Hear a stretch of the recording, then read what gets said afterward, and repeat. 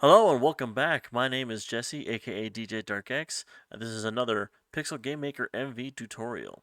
This one is going to be on a day cycle system, basically going from day to night to day or afternoon or whatever, and with several stops in between.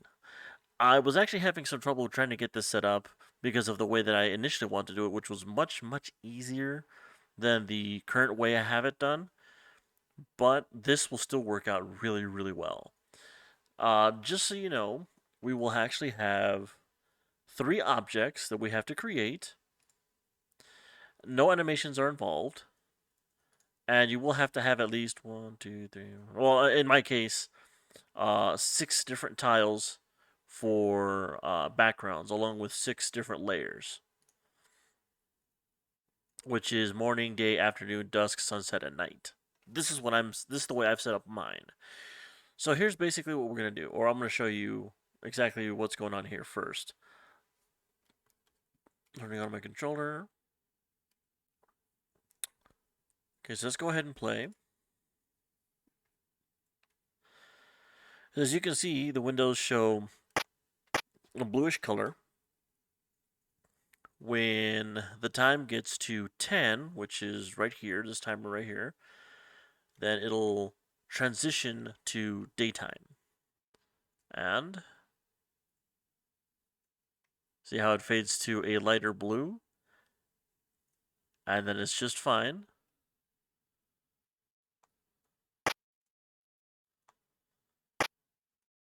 Now let's go out. I have to redo this level.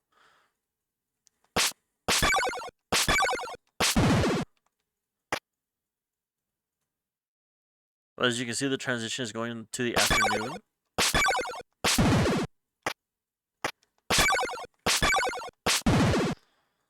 '17. Now it's going to dusk. The color is kept. Now it's going to sunset.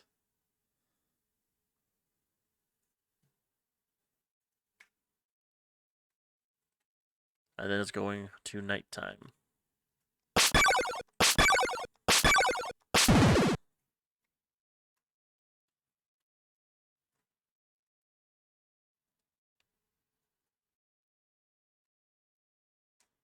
Now see how it actually went from 23 and it went to 0.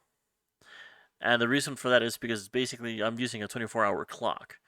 So it basically goes from 0 to 23 and then back to 0 to 23 and so on and so forth. And it does cycle back and forth. Or it does cycle. Now watch here at 5 is going to turn into morning. And there it is. So how was this achieved? Well, this is actually a really interesting thing. um, you don't necessarily need three objects, but well, yeah, technically, actually, you do. But you don't actually. Okay, one they don't have to be visible. One is, and that's just because it's used for the timer. But basically, the three items you need are one is your clock, the one that's visible here on the menu screen. Day night clock. Then you need time of day object, which basically processes all the different things for changing the way the backgrounds work, the layers, etc., etc. And then an instant time change object, so that this way, whenever you switch to the next scene, it'll keep whatever time of day color is going on. Believe me, you're gonna need this. Okay, so let's go ahead and get started. First is the day to night clock, or yeah, day night clock, and this is to basically show the 24 hours that are being uh that's progressing. So right here in processing, we show text.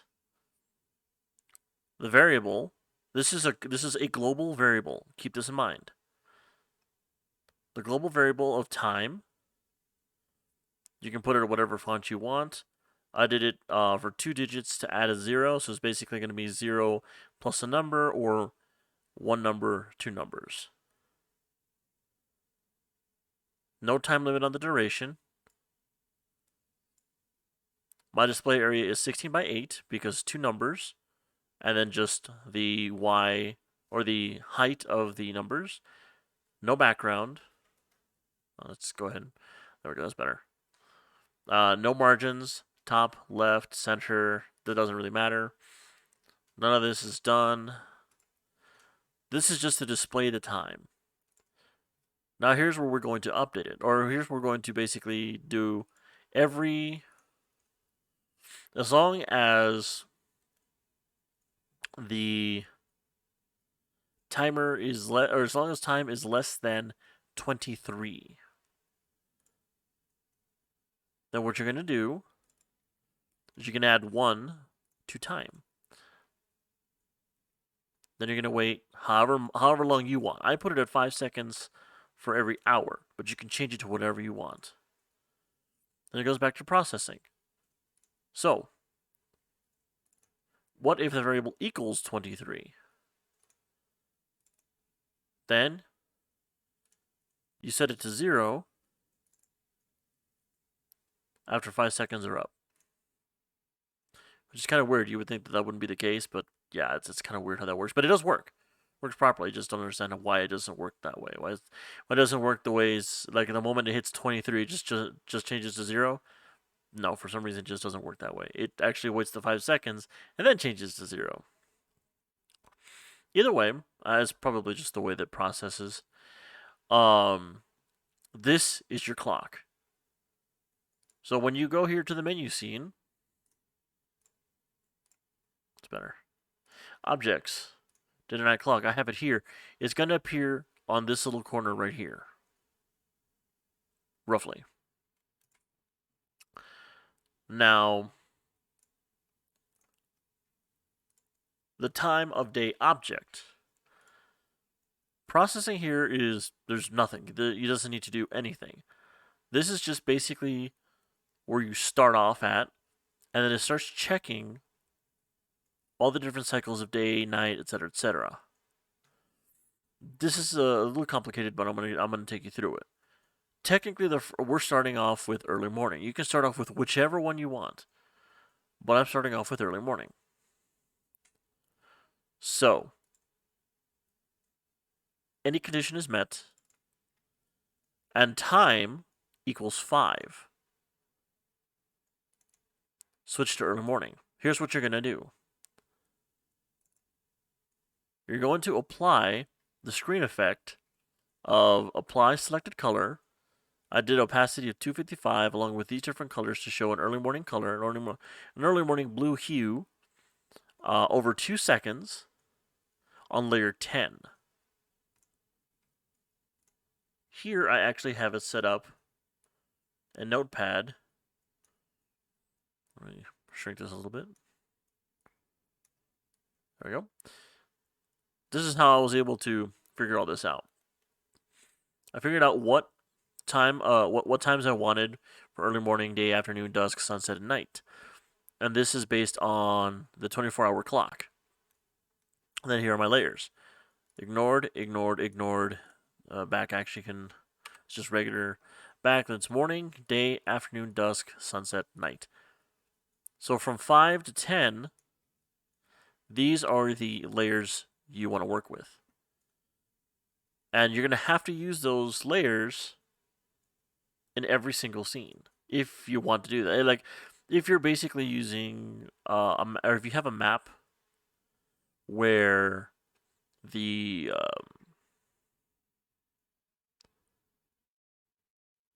scene changes, or where you want the day to night cycle to occur, then you have to have all of those. I'm pretty sure that if you don't even okay, the objects are always going to be here in the menu scene.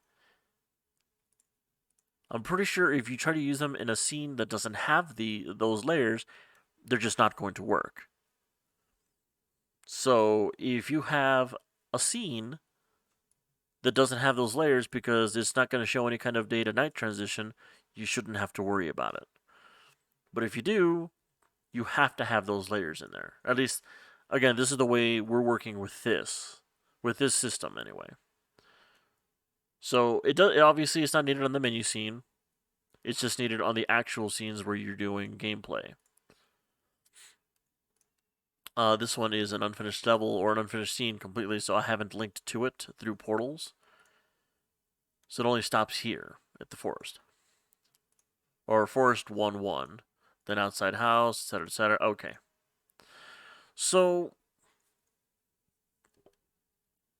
as you saw, it changes. It apply. Okay, let me explain how this is working. Essentially, in early morning. Actually, let's go to day. This is a little bit easier to understand. When you're switching to daytime, all the layers in your scene are going to be active because when you go back to early morning or to morning, all the layers become active, and morning is like the morning layer is the topmost layer for your day to night sequence. So here, what you're going to do is that when it changes to day, you're going to apply the screen effect of a lighter blue color to the early morning layer. Then you're going to wait 2 seconds, which is the duration of the fade to blue, like to the lighter blue. Then you're going to disable the morning layer, layer 5. Then it's going to go to wait, and what wait does is it clears all scenes of any kind of selected color. Now,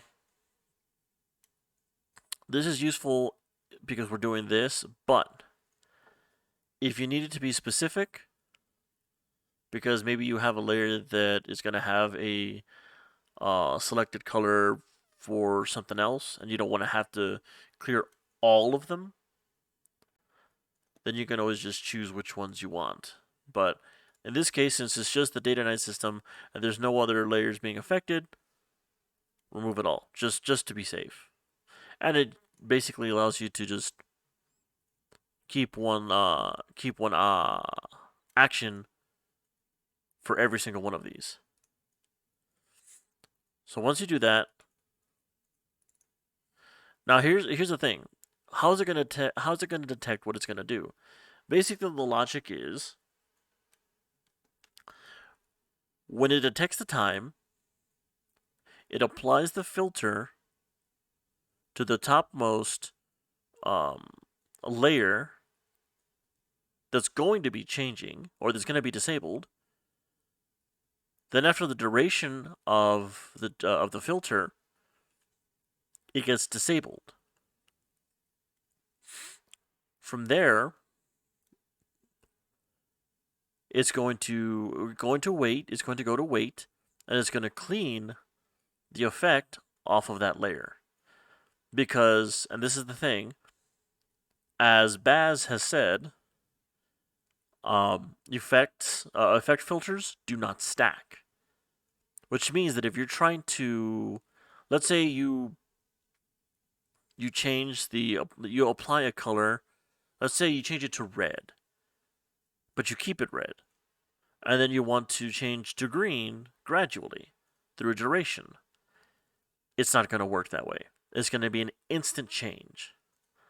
This is why I was trying so hard to figure this out, and it just didn't work. I tried this instead, and it works perfectly. You have to wipe the filter first, then you can apply, or you have to apply the filter effect, then you can reapply the filter effect with the gradual duration. This is why you have to have a layer, apply the filter to it, disable it, clean the effect, then the new layer, which has the actual color that you changed to as a tile, that one will get the new filter applied for the next color, and so on and so forth. I know it's a little confusing, But once you start putting this into practice, it'll work. So okay, you got the day transition. You apply. It's like once you're going to daytime, you apply the effect to early morning's layer, and then disable the morning layer. When you're going to afternoon, you apply it to day, dusk to afternoon, sunset to dusk, night to sunset, etc., etc. Now here's where it's a little bit different. When we're going to early morning from nighttime, you've pretty much disabled all of the other layers, which is 5 through 9. But 10 is still there. 10 is never going to be disabled because that's the last layer that we need to work with. So when we're going back to early morning, we're cycling back. What we're going to be doing is we're going to apply that filter of the early morning color to the nighttime layer. Then we're going to re-enable all the other layers. So basically what you can do is you can go to enable layer, and then you can go to 10 and then enable unselected layers. So this will enable everything else that was disabled. And then obviously it goes to wait, which will remove the scene effect of applied color to layer 10. So this way it turns back to normal. And then on it goes, and so on and so forth. Now what you want to do is you want it to wait at least 1 hour of game time or of clock time. So since the clock is changing, or since the daytime changes at 10, what you want to do is when 1 hour of that clock has passed at 11 o'clock, then that's when it waits. It decides to go ahead and remove or clean the filter so that this way it does it automatically after at least 1 hour. Because here in this system, there's at least going to be 2 hours in between. So, especially like during the smaller ones, like right here, afternoon, dusk, and sunset, you've got 2 hours in between those transitions. So 1 hour, and you'll still clean off the filter effect. You can set it to whatever you want at some point, or you can even have less, you can have more, and you can adjust it however you want. But that's basically the way this would work. It makes it a lot easier to work with, and it makes it really flexible. But the thing is, if you go to the next, if you go to the next scene, okay, how is it going to know what time of day it is and know what color to apply or what layer to have on? Yeah, that's kind of weird, right? How's it going to know? That's where this instant chime change object comes in. Basically, it's a blank start. For some reason, it doesn't actually want to start when it's active and doesn't actually check. But you can force it to do so. This object is actually going to work with portals, but it can also work with transitions, like regular transitions that you might do where you're going from one scene to the other. But I use portals because it works a lot easier for what I'm trying to do. So here, basically what we're doing is that when we touch this and go outside, we're running instant time change. Oh, here we go. Object instant time change init, which is initialize. When it actually does that, it actually runs that object's action, and it looks for a time. It looks for whatever the global time is. So if it's afternoon, which is between the hours of, like, if it's greater than or equal to 15, or less than or equal to 16, then it will disable all the layers except for itself and the ones that are behind it. So it'll disable early morning, and day, and leave afternoon, dusk, sunset, night.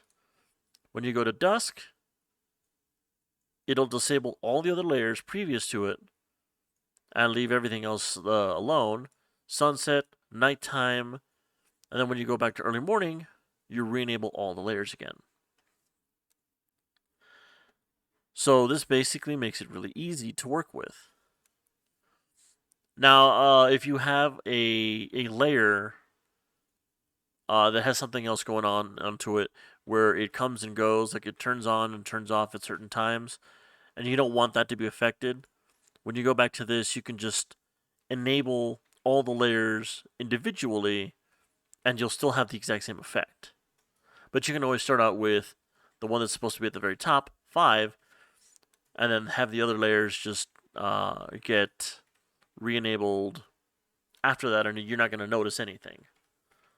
So that's basically the way that works. It's really easy to set up these actions, and the results speak for themselves. Now, that's the beautiful thing about this, is that you don't have to place these objects into each and every single scene. That would be torturous, especially if you have a lot of scenes.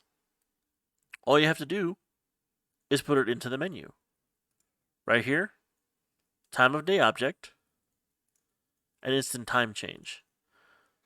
They will work off of each scene's layers. It doesn't work off of the actual menu scene unless you include the menu, but you won't. You're probably not going to be doing that in the first place. So because of that, now you can actually change the way that works.